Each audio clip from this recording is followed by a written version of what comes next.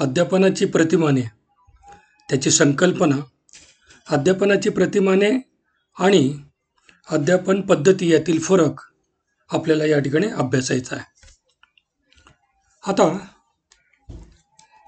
आपण विविध प्रकारच्या जाहिराती बघत असतो आणि या जाहिराती बघत असताना आपल्या असं लक्षात येतं त्या ठिकाणी त्यांच्या नवीन नवीन कल्पना त्या जाहिरातीत दिसून येतात.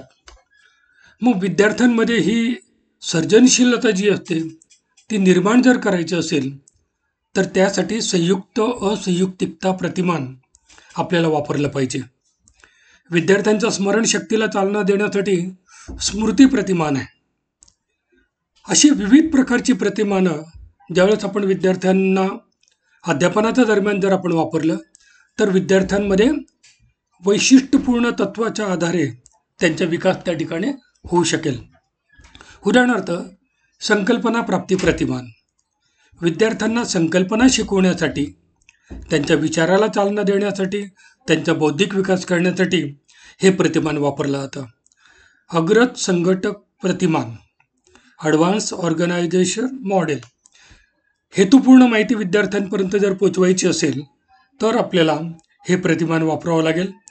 पूर्वज्ञान आणि नवीन ज्ञान याची सांगड घालून माहितीचं संघटन कसं करायचं हे आपल्याला अग्रज संघटक प्रतिमान त्या ठिकाणी माहिती देत असतं. उद्गमन विचार प्रतिमान, इंडक्टिव्ह थिंकिंग मॉडेल.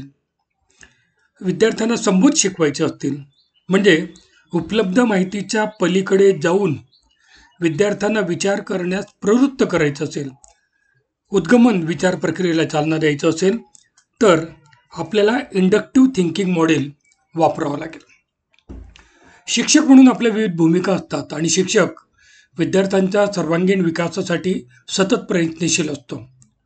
विद्यार्थ्यांमध्ये मूलभूत जीवन कौशल्य जर विकसित करायचं असेल तर त्याला सतत कार्यरत राहावं लागेल. मग अध्यापन हे जे शिक्षकाचं महत्त्वाचं आणि मूलभूत कार्य आहे त्यासाठी तो अध्यापन पद्धती वापरत असतो. आता अध्यापन क्षमतांचा जो विकास असतो तो 2 मार्गांनी करता येतो. पहिला मार्ग म्हणजे शिक्षकाला सहज वापरता येतील अशा कार्यनीती किंवा स्ट्रॅटेजी मोठ्या प्रमाणात वापरल्या पाहिजे.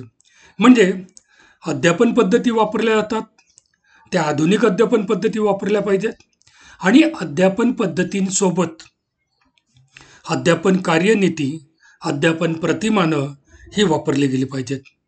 आपल्या कार्यनीतीतील प्रत्येक कृतीबाबत अधिक कुशलता प्राप्ती आणि आपल्या भूमिकेसाठी आपल्याला कराव्या लागणाऱ्या म्हणजे शिक्षकाला कराव्या लागणाऱ्या शैक्षणिक कृती आणि परिस्थिती याची रचना करण्यासाठी त्याला आवश्यक त्या मार्गदर्शक सूचना म्हणजे अध्यापन प्रतिमान होईल. आता मॉडेल्स ऑफ टीचिंग, अध्यापन प्रतिमानं याचा जनक आहे डॉक्टर ब्रूस जॉइस व मार्शम मिल आणि यांनी अध्यापनाची प्रतिमानं ही शिक्षण क्षेत्राला एक दिलेली देणगी. अध्यापनाचं प्रतिमान म्हणजे काय तर एक प्रकारचं नियोजन किंवा तो नमुना असतो. या प्रतिमानामुळे अभ्यासक्रमाची रचना करता येते, अध्यापनाचं साहित्य करता येते आणि वर्ग अध्यापनाला दिशाही देता येते. आता ब्रूस जॉइस यांची प्रतिमानाची व्याख्या बघूया. सुस्थिर तत्वांच्या आधारे विद्यार्थी व शिक्षक यांनी परस्पर सहकार्याने वर्गात तयार केलेले वातावरण म्हणजे अध्यापन प्रतिमान होईल. आता सुस्थिर तत्व म्हणजे काय? एक विशिष्ट तत्व. उदाहरणार्थ विद्यार्थ्यांमध्ये आपल्याला सर्जनशीलता विकसित करायची. मग सर्जनशीलता विकसित करायची असेल तर आपल्याला संयुक्त असंयुक्तिकता प्रतिमान त्या ठिकाणी वापरावं लागेल. मग ते सुस्थिर तत्व आहे. आता ही सुस्थिर तत्व म्हणजे विद्यार्थी आणि शिक्षक या दोघांमधील परस्परां सहकार्याने तयार केलेलं वातावरण. म्हणजे या ठिकाणी लक्षात घ्या, शिक्षकही या ठिकाणी ॲक्टिव्ह असतो, क्रियाशील असतो, तर विद्यार्थी देखील तितकाच क्रियाशील असतो आणि ते परस्पर सहकार्य करतात आणि एक वातावरण निर्मिती तयार होते, त्याला अध्यापनाचं प्रतिमान म्हणतात. दुसरी व्याख्या पाहूया आपण. वर्गात किंवा अन्य परिस्थितीत अध्यापनासाठी मार्गदर्शन करू शकणारा आकृतिबंध किंवा आराखडा म्हणजे अध्यापन प्रतिमान होईल. अध्यापन प्रतिमानाची या व्याख्येचा अर्थ आपल्याला पुढे अधिक स्पष्ट होऊ शकेल. आता बघूया आपण अध्यापन पद्धती आणि अध्यापन प्रतिमान यातील काय फरक. अध्यापनाची आपण वेगवेगळी पद्धती वापरतो. मग चर्चा पद्धती असेल, नाट्यीकरण पद्धती असेल, आपण विज्ञानामध्ये प्रयोग दिग्दर्शन पद्धती त्या ठिकाणी वापरतो, प्रयोगशाळा पद्धती वापरतो, विविध अध्यापन पद्धती वापरतो त्या ठिकाणी. मग सहल पद्धती देखील त्या ठिकाणी वापरली जाते. आता अध्यापन पद्धती आणि प्रतिमान याच्यातला पहिला फरक, अनुभवातून विकसित झालेली किंवा पारंपरिक सूत्र, संशोधकांकडून अंदाज यावर आधारित अध्यापन पद्धती असते. प्रयोग दिग्दर्शन पद्धतीचा जर विचार केला तर अनुभवातून विकसित झालेली एक पारंपरिक सूत्र आहे त्या ठिकाणी. प्रयोग दिग्दर्शन, प्रयोगशाळा म्हणजे प्रत्यक्ष प्रयोग शाळेत जाऊन जे प्रयोग विद्यार्थी करत असतो ते प्रयोगशाळा पद्धती, हे पारंपरिक सूत्र. संशोधकांच्या अंदाज यावर अध्यापन पद्धती असते. मात्र अध्यापनाचा प्रतिमानांचा जर विचार केला तर अध्ययन म्हणजे लर्निंग, अध्यापन टीचिंग याच्या संशोधनावर आधारित असून संशोधक यांच्याकडून हेतुपूर्ण व प्रयत्नपूर्वक निर्मिती केली जाते. आता हे लक्षात घ्या की अध्यापन प्रतिमानाचं एक वैशिष्ट्यपूर्ण हेतू असतो, तो सुनिश्चित हेतू असतो. म्हणजे स्मृती प्रतिमान जर म्हटलं तर स्मरण, मेमरी यावर आधारित ते प्रतिमान. संयुक्त असंयुक्तिक प्रतिमान म्हटलं तर सर्जनशीलतेचा विकास. संबोध निर्मिती प्रतिमान जर त्या ठिकाणी आपण कन्सेप्ट फॉर्मेशन जर त्या ठिकाणी करायचे असेल तर ते प्रतिमान वापरलं जाईल.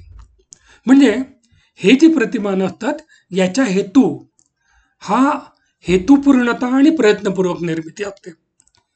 अध्यापन दुसरं पाहूया आपण आता.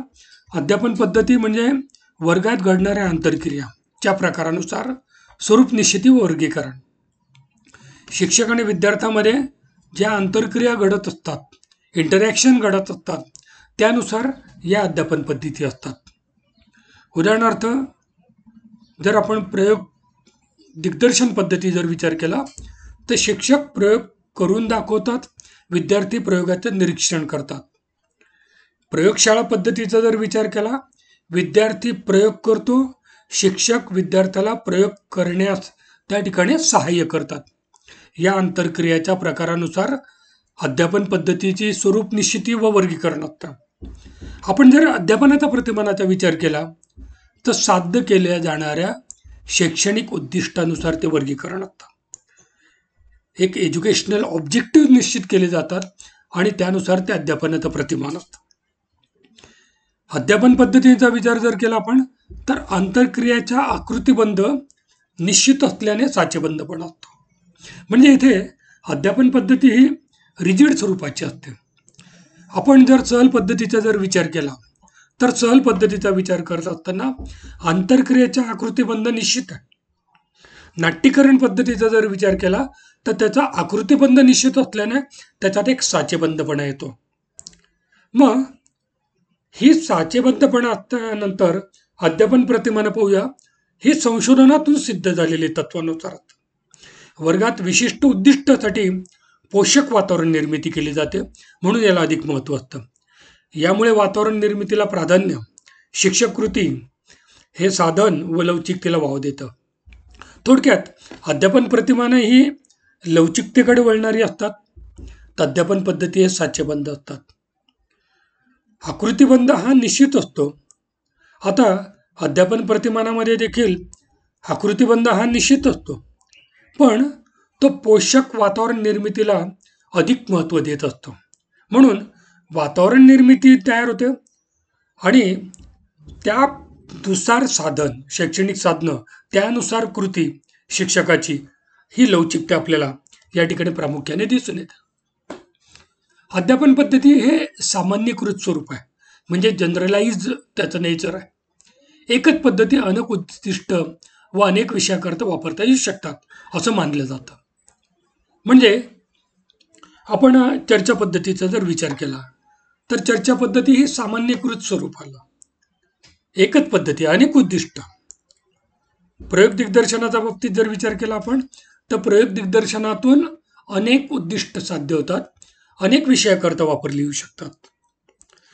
आपण नाट्यीकरण पद्धतीचा जर विचार केला, तर नाट्यीकरण पद्धती ही अनेक विषयांसाठी देखील वापरता येऊ शकते. अध्यापन प्रतिमानं मात्र हे विशिष्ट हेतूसाठी वापरले जातात. आपण यापूर्वी चर्चा केली की सर्जनशीलतेचा जर विकास करायचा असेल, तर संयुक्त असंयुक्तिकता प्रतिमान वापरला जातं. विद्यार्थ्यांमध्ये आपल्याला जर संबोध निर्मिती करायची असेल, तर संकल्पना प्राप्ती प्रतिमान वापरलं जातं. हा विशिष्ट हेतू आहे. काही प्रतिमानं विशिष्ट विषयाच्या अध्यापनासाठी उपयुक्त ठरू शकत नाही. अध्यापन पद्धती मात्र अनेक विषयांकरता वापरली जाऊ शकते. हा कदाचित अध्यापन पद्धतीचा फायदा आपल्याला नक्कीच त्या ठिकाणी सांगता येईल. आता 5वा फरक बघूया आपण. अध्यापन पद्धती केवळ अध्यापनासाठी उपयुक्त ठरतात, म्हणजे फॉर टीचिंग पर्पजेस ओनली. अध्यापनाची प्रतिमानं जी असतात ती अध्यापनाबरोबर शिक्षणक्रम, अभ्यासक्रम, शैक्षणिक साधन निर्मिती यासाठी मार्गदर्शक ठरतात. म्हणजे अध्यापनाच्या प्रतिमानाची जर आपण व्याप्ती या ठिकाणी जर बघितली, तर ती जरा आपल्याला व्यापक स्वरूपात दिसून येते. म्हणजे करिक्युलम, सिलॅबस आणि टीचिंग एड या 3 त्रिमितीसाठी आपल्याला अध्यापनाची प्रतिमानं देखील मार्गदर्शक ठरतात. अध्यापन पद्धती प्रामुख्याने आपल्याला चर्चा, व्याख्यान, प्रवास, सहल, दिग्दर्शन, प्रयोग दिग्दर्शन, प्रयोगशाळा. आता अध्यापनाच्या प्रतिमानांचा जर विचार केला, तर संकल्पना प्राप्ती प्रतिमान बौद्धिक विकासासाठी वापरलं जातं. अग्रज संघटक प्रतिमान माहितीच्या संघटनासाठी वापरलं जातं. आता उद्गमन विचार प्रतिमान जे असतं ते उद्गमन म्हणजे इंडक्टिव्ह थिंकिंगसाठी वापरलं जातं. या प्रतिमानांची मांडणी किंवा त्याची रचना, स्ट्रक्चर ऑफ मॉडेल्स कसं असतं, तर यात पहिलं प्रतिमानांचे अनुदेशनीय आणि पोषित परिणाम म्हणजे इन्स्ट्रक्शनल आणि नर्चरंट इफेक्ट हे आपल्याला बघणं गरजेचं असतं. ज्या हेतूने विशिष्ट प्रतिमान वापरले जाते ते त्या संबंधित प्रतिमानांच्या अनुदेशित परिणाम असतो. आणि मुख्य हेतू साध्य करत असताना अन्य जे काही हेतू असतात त्याला पोषित परिणाम म्हणतात. आपण उदाहरण दाखल बघूया. उदाहरणार्थ साखर कारखान्यामध्ये साखर निर्मिती हा प्रमुख हेतू असतो, म्हणजे हा इन्स्ट्रक्शनल इफेक्ट म्हणता येईल. आणि वाईन, ढेप, अल्कोहोल हे त्याचे पोषित परिणाम आहेत. म्हणजे मुख्य हेतू साध्य करत असताना इतर हेतू त्या ठिकाणी साध्य होत जातात. तसंच आपल्याला प्रतिमानांचं सांगता येतं की प्रतिमानांचा मुख्य हेतू ज्यावेळेस साध्य करत असतो त्यावेळेस त्याचे पोषित परिणाम देखील आपल्याला दिसून येतात. प्रतिमानांमध्ये एक पदबंध असतो, सिंटेक्स असतो. म्हणजे कुठलंही प्रतिमान वापरत असताना त्याच्या कृतीच्या कार्यवाहीचा एक विशिष्ट क्रम असतो. आपण अध्यापन करत असताना हर्बर्टच्या पंचपदीचा वापर करतो. ती पंचपदी वापरत असताना आपण प्रस्तावना, हेतुकथन, विषय प्रतिपादन, मग संकलन, मूल्यमापन म्हणजे संकलन, उपयोजन, मूल्यमापन या 6 पायऱ्यांवर आपण हर्बर्टचं एकंदरीत पाठामध्ये वापर करत असतो. त्याचं या ठिकाणी आपण प्रतिमानाचा जर विचार केला तर प्रत्येक प्रतिमानामध्ये त्या पदबंधाचं एक वर्णन असतं.